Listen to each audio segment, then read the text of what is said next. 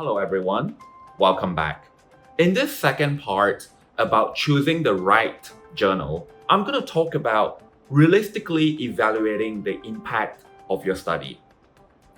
As mentioned before, we all think that our study is the most important and that it deserves to be accepted and published in a top tier journal. However, the reality is that not every paper that we put out will be of top impact. So some of the questions are necessary to address and to realistically ask ourselves. So the first one is the novelty of your study. How new and important are your findings? How strong is the evidence? Is it incremental or a large advance to the field? Have you actually discovered something new, or it's just adding to the literature? So this will give you a good indication of whether your paper is more suited for a low or high impact journal. The next thing that you need to explore is the relevance and the application of your findings. All right, how broadly relevant are your findings? Are they only of interest to a niche group of professionals in the field, or they can be broadly used by anyone from academics to the public to policymakers? And also, are your findings of international or regional significance? Is it just applicable within your country or the region, or actually can it be used globally by people? So this again will determine how far reaching your paper can go. And then the next thing you need to consider is how general or specialized your findings are, because this is important in determining whether you're going for a general journal with a broad readership, or something that is very specialized, again, that is of interest to only a niche group of professional in your particular field. So all this, again, as we explore these different points, we have to think about the aims and scope of the journal.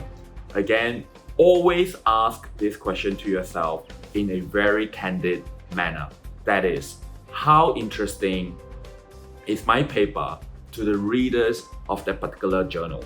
And not only how interesting, but how relevant is my study to them?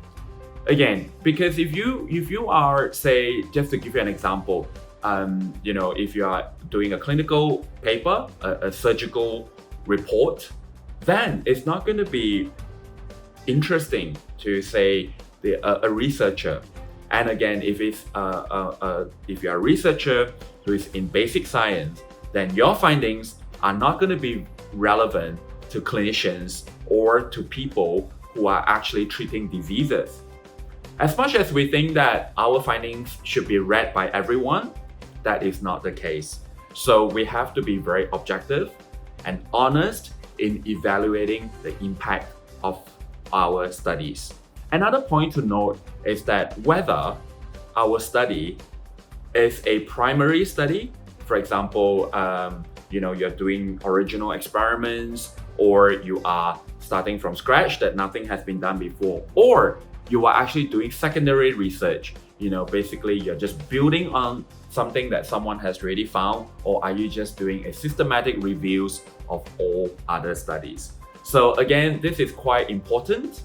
And some of the other questions that you can consider as you go along in choosing the right journal is, are you testing a hypothesis which is actually novel, or it's non-experimental, but basically you're just identifying a trend among studies that have been conducted.